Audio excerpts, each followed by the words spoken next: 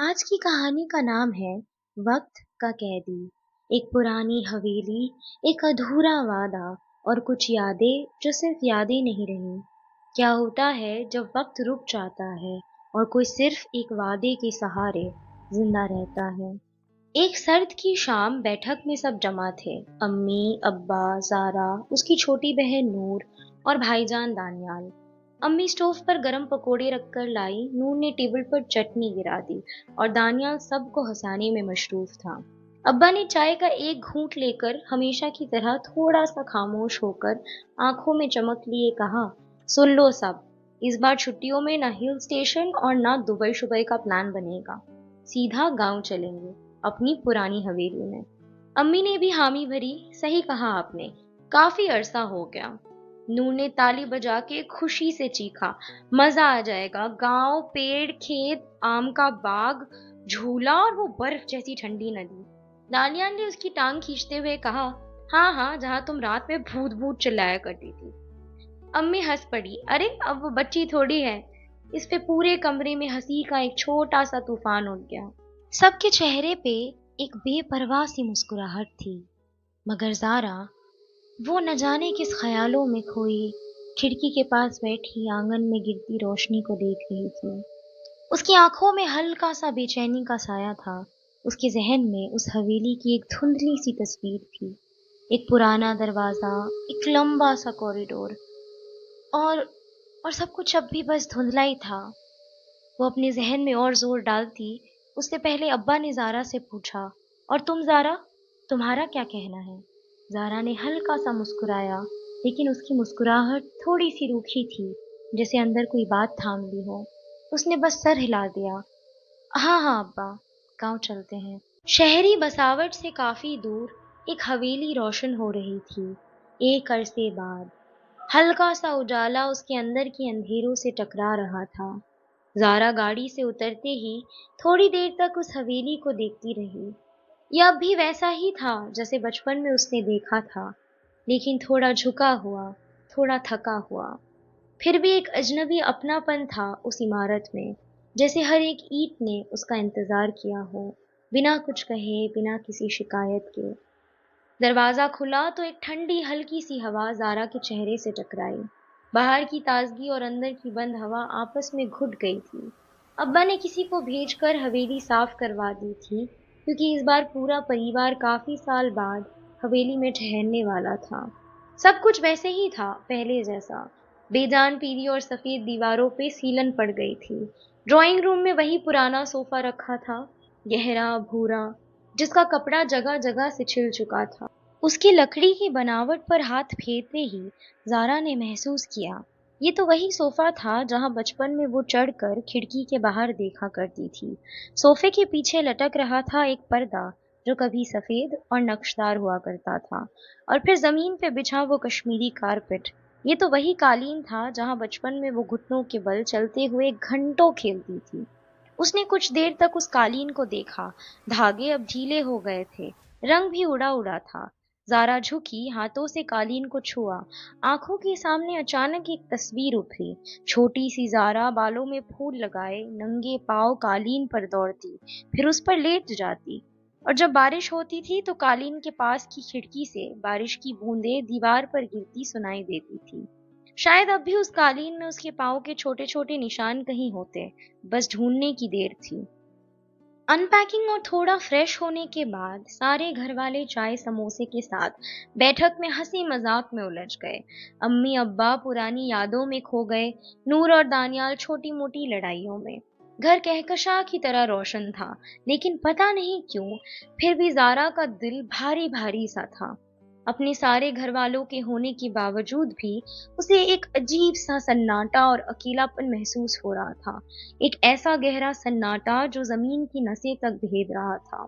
रात को जब सब अपने अपने कमरों में चले गए, जारा अपनी कानों में ईयरफोन्स लगाए बॉलीवुड के गाने सुनते हुए अकेले आंगन में खड़ी रही। आसमान और धरती जैसे किनारे जुड़ के कोई सुरंग बना रहे थे, और उस पर सन्नाटा इतना गहरा कि जारा को अपनी सांसों तक की आवाज महसूस हो रही थी। अंधेरी रात का बूढ़ा चांद आसमान में जगह बदल रहा था। बादल का कोई टुकड़ा उससे होके गुजरता तो पल भर को अंधेरा छा जाता, और ऐसे में बहुत ज्यादा डरावनी लगती वो हवेली। पीली रोशनी में चमकती किसी काय लगी खंडर सी, बेजान लेकिन न जाने किस इंतजार में। इतने में हवेली के अंदर एक चीख गूंजी, एक ऐसी चीख जो हवेली के अंदर गूंजती चली गई, जैसे दीवारों के अंदर कोई पुरानी रूह हिला हो। ज़ारा एक पल को सुन हो गई। ईयरफोन्स का एक साइड अब भी कान में था, लेकिन गानों की आवाज़ अब उस तक नहीं पहुंच रही थी। ज़ारा ने धीरे से सीढ़ियों की तरफ देखा। चीख ऊपर के हिस्से से आ रही थी, हवेली के दूसरे मंजिल के लेफ्ट कॉरिडोर से। वो कॉरिडोर अक्सर अंधेरे में रहता था, क्योंकि उस तरफ का पावर बोर्ड खराब था। वहां सिर्फ एक पीली ट्यूब लाइट कभी कभी टिमटिमाती थी। ऊपर जाके ज़ारा ने देखा, लेफ्ट कॉरिडोर में हवा भी चलना बंद हो गया था, जैसे हवाएं भी उस दिशा में जाने से डरती हो। कॉरिडोर के एंड में एक पुराना बड़ा सा लकड़ी का दरवाजा था, जिसमें मिट्टी और काई जम चुकी थी। उसकी दोनों तरफ की दीवारें डैम्प थी और उन पे काले धब्बे थे। ज़ारा ने दरवाजा को धीरे से खोला और पुरानी लकड़ी कड़कड़ाहट से गूंज उठी। उसके कमरे के अंदर कदम रखते ही दरवाजा पीछे से धक से बंद हो गया। ज़ारा ने तुरंत पलट कर देखा। कोई नहीं था, बस हवा की हल्की सी झोंक थी। लेकिन कमरे में कोई खिड़की ही नहीं था, तो हवा का झोंक आया कहाँ से? फोन की फ्लैशलाइट का दायरा काफी छोटा लग रहा था, मगर उस कम रोशनी में भी ज़ारा को हर कोना पहचान में आ रहा था। यही वो कमरा था जहां उसने बचपन में घंटों गुजारे थे, और यही वो जगह थी जहां वो किसी से मिली थी। एक ऐसा शख्स जिससे उसकी सबसे गहरी दोस्ती बनी थी। उसके पैर जमीन पर रखे पुरानी चौक से टकरा गए। ज़ारा ने झुक के उठाया, और उस लम्हे में उसके जहन में एक पुरानी याद बिजली की तरह चमकी। एक याद जिसमें वो छोटी सी लड़की थी, जो इस हवेली से जाने से पहले उसी चौक से दीवार पे कुछ लिख रही थी, और एक उसी के उम्र का लड़का पास खड़ा उसे देख रहा था। कमरे में वापस आज वो चौक उसी जगह पड़ा था। ज़ारा ने दीवार की तरफ टॉर्च डाला, और टॉर्च की रोशनी में उसने देखा, उस जगह पर उसका नाम अब भी लिखा था, ज़ारा, धुंधला मगर जिंदा। और नीचे एक नया लफ्ज लिखा गया था, वापस। उसने कब लिखा था ये? कैसे? अगर उसने नहीं लिखा तो किसने लिखा? ज़ारा की सांसें तेज होने लग गई। पीछे से एक ठंडी हवा का झोंका उसके कान के पास से गुजरा, जैसे कोई फुफकार रहा हो और उसका नाम पुकार रहा हो, ज़ारा। आवाज इतनी धीमी कि उसे लगा जैसे खुद के दिमाग में गूंज रही हो। और फिर कमरे के एक कोने से धुआं उठा। ज़ारा ने रोशनी उस कोने में डाली, और देखते ही उसका दिल एक पल के लिए रुक गया। सांसें बर्फ बन गई, जैसे कोई अनजानी ठंडक अंदर तक घुस गई हो। उसका हलक सूखने लगा, सांस अटकने लग गई, और पैर तो मानो ऐसे जम गए थे, एक एक कदम लेना मुश्किल हो रहा था। उसके सामने जो नक्श या साया जो भी था, उसका चेहरा धीरे धीरे आकार लेने लगा। ये वही था, इब्राहिम। वही मासूम मुस्कुराहट, वही जाना पहचाना शक्ल, मगर आंखों में कुछ और था। एक तह में दबा हुआ अंधेरा, जैसे रोशनी उस तक कभी पहुंची ही नहीं।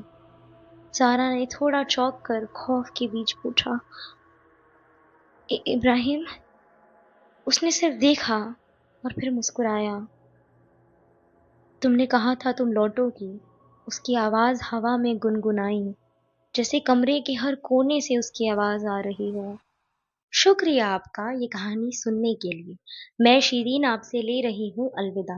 मिलते हैं इसी कहानी के पार्ट 2 में, जिसमें हमें पता चलेगा कि अपने अधूरे वादे का सामना करने के बाद ज़ारा के साथ क्या होने वाला है। लाइक, कमेंट, शेयर, सब्सक्राइब ज़रूर करना। और अगर आपके पास है कोई खुद की कहानी, हमें इंस्टाग्राम पे डीएम करिए। क्या पता अगला विस्पर ड्रॉप आपके नाम हो।